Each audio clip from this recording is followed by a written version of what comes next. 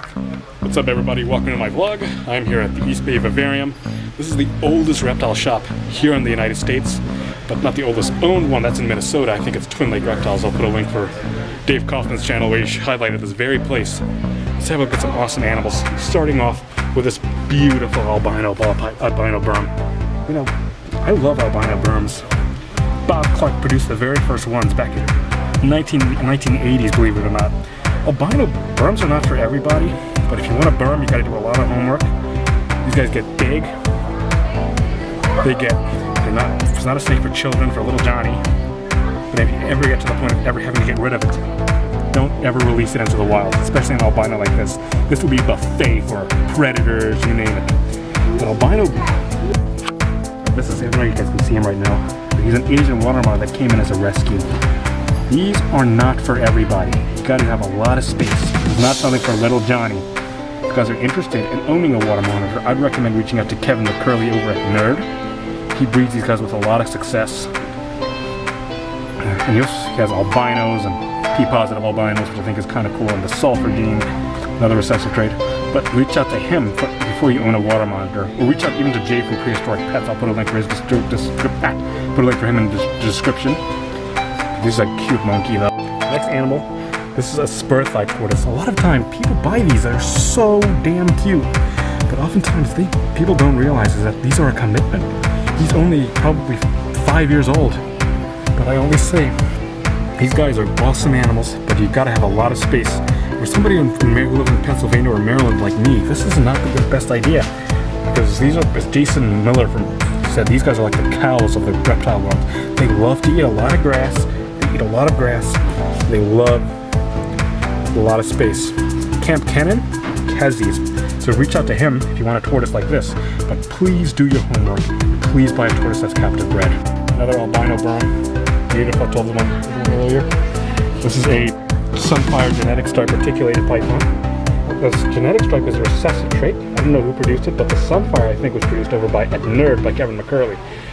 Co-dominant trait, beautiful patterns when you add Super Sunfire. Just put a pattern on the back. Ooh, doggy, that thing looks incredible. This beautiful Argus monitor. You guys are from Australia. There's 3 species of Argus monitors. There's the New Guinea, the red I think, and the pure Australians. I don't know what locality this is, but these are beautiful. These guys are very high energy. I think I'm scaring them a little bit, but these are a little bit more advanced keepers. I'd say intermediate. This is not a first-time monitor, but these guys are awesome pets. This is how big an Asian water monitor gets. This guy's so chill, look at him. One of the things I always talk about though, look at the space he has. I don't know how big this cage is, but he's got a big water dish for him to swim in, plenty of space for him to hide, climb. We figured out how to keep his nails trim. But I tell you, this is an awesome animal. These are Lemon Drop, and I don't know what his girlfriend's name is, but these are lavender albino retics. One's a lavender albino Sunfire, and the other is just a pure lavender albino. But I'll tell you, the lavender gene is a beautiful snake. The lavender, Bob Clark bred the first albino retic, had a broken back, and Bob Clark, nobody thought that snake was going to produce, and Bob Clark bred that male and produced this living art. Just look at how beautiful they are. The juvenile Croc Monitor. Kevin breeds these as well, though they haven't been bred that readily. This guy, believe it or not, you can see their teeth from time to time. They're sharp teeth, the sharpest teeth of any lizard. These guys would constantly bite on their tongues, constantly bleeding. It's because the overbite constantly tears at them. They have a long tail. This is only a juvenile. I'm going to show you an adult in a minute. But that tail is so long they can swing from branch to branch in the wild, which is incredible for a lizard this big. This happens to be the longest lizard in the world. The Komodo Dragon is the heaviest lizard, but these guys get a little bit longer, is what I was told. But he's a beast. Have a look at that chunky monkey. This is a plated lizard from Africa. I think these are from Sudan and Madagascar, but these guys, you got prig.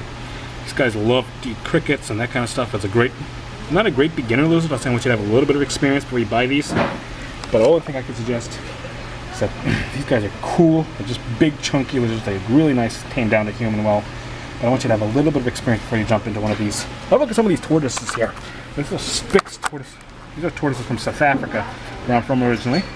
I think I saw these in the wild when I was down there. They are just so cute. These guys are for, I'd say, intermediate keepers, but they do make good pets. But I want you But make sure before you buy one, again, buy one that's captive bred. These are awesome, awesome animals. I don't know if this is a pure, I think Peruvian boa constrictor, true reptile. These guys get massive, and I mean, you get two kinds of boas.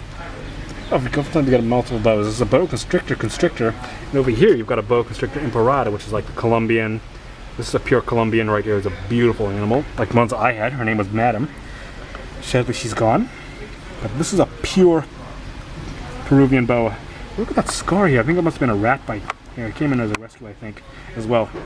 But when you buy animals, snakes like this big boa, you don't ever want to feed live unless you absolutely need to. And if you ever feed live, you've got to watch, because something could happen like that. But look at how beautiful the snake is. This is a hypo boa, BCI. Hypos, boas and Burmese pythons, a hypo gene is co-dominant.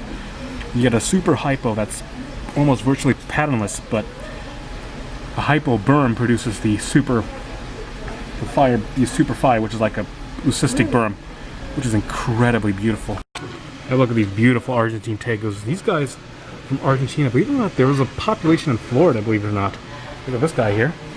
Now, recently Florida almost banned tegos and iguanas, which I think was kind of unnecessary. Rather do a permit system. But they have to register your animal with the state. The animal gets microchipped so you can keep track of it. I think that's a better solution than outlawing it, because that's what outlawing does. It turns responsible owners into criminals. You're turning non-criminal, ordinary people like myself who love these animals into criminals. These guys love fruit and veggies as well as protein, like rats, mice. These guys get not as big, won't eat your dog. This is like having a cold-blooded dog, believe it or not. But look at how beautiful this animal is. This happens to be a black throat monitor. I don't know if you can see him in there, if I can go around here. These guys get huge. I mean, this is a pretty big one. You don't get this huge. I've never seen one this big before. In the wild, believe it or not, these guys could eat cobras. And they get bitten by a cobra and they would not give a rat. But, as I got its weather, but would not care. But they're immune to cobra venom, but they would dig up and eat the animal. But these guys also, in captivity, they do well on a diet of mice, eggs, whatever. And we try and create a new monitor diet. These guys are just insanely beautiful as well. The Croc Monitors, almost as big, almost an adult. These guys are from Papua New Guinea, as I said. But look how long that tail is. Holy mackerel. Now, these guys are not for everybody. Before you buy a croc, you reach out to Kevin again. Reach out to Kevin McCurley over at Nerd. I'll put a link for his channel and how he sets up his animals down below. These guys get massively, insanely. Some of them can be dog tamed, but it takes a lot of work. It's not going to happen overnight. But these guys are notorious for being nasty animals. But oftentimes they do tame out. These guys are, but you got to have a big cage. Let's say, I'm going to go look at some huge ones in a few days when I go over to Corey's place from Toothless Reptiles. But these guys are massive. So you got to do a lot of homework because these guys could send you to a hospital with one bite. This beautiful albino, these two albino rattlesnakes. These are Western Diamondbacks. Albinism is a recessive trait. These are albino Western Diamondback rattlesnakes. Very popular rattlesnake here in California. Albinism is a straight recessive trait. And when you own a venomous snake here in Cali, you've got to have a permit, except any mutation. I think you're not allowed to have any other mutation. But owning a venomous snake is not for everybody. You've got to have a minimum of 25 years of experience is my recommendation, so you can understand their behavior. Owning a venomous snake is for people who are extremely experienced.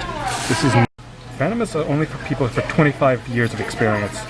These albino for people who have a lot of experience. Have a look at these Betta fish.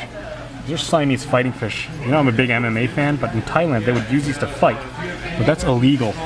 These are fighting fish. Oftentimes used in Thailand to fight. Because I'm a big Muay Thai fan, I'm a big MMA fan. Can't wait for the fight this weekend.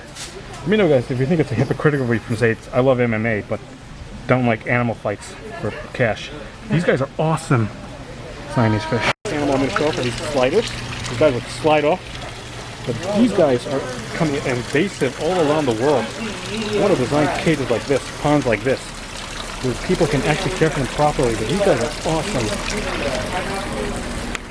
We got a bunch of red-eared sliders. These are invasive all around the world now, believe it or not. Oh no, I know. I saw one in South Africa, believe it or not. I do. These aren't sliders. Yeah. These are painted turtles. Painted turtles, but sliders. Owning a turtle is not for everybody. You've got to do a lot of homework. Make sure you got a big, make sure you guys have a massive tank like this. In fact, all my turtle sizes, I'm going to buy these with to design these on the turtle. Looks like these massive cages here, which is something I'd recommend for any turtle, or tortoise for that matter. So these guys are just incredible. Where these monkeys are. Let me know what animal you thought was the coolest. Let me know what are you guys doing around COVID. You guys know my stepdad recently passed away. You guys, I'm gonna put a link to my GoFundMe if you guys could help. I'd really appreciate it. Smash that like button. Turn your post notifications on. And God bless each and every one of you. God bless you guys.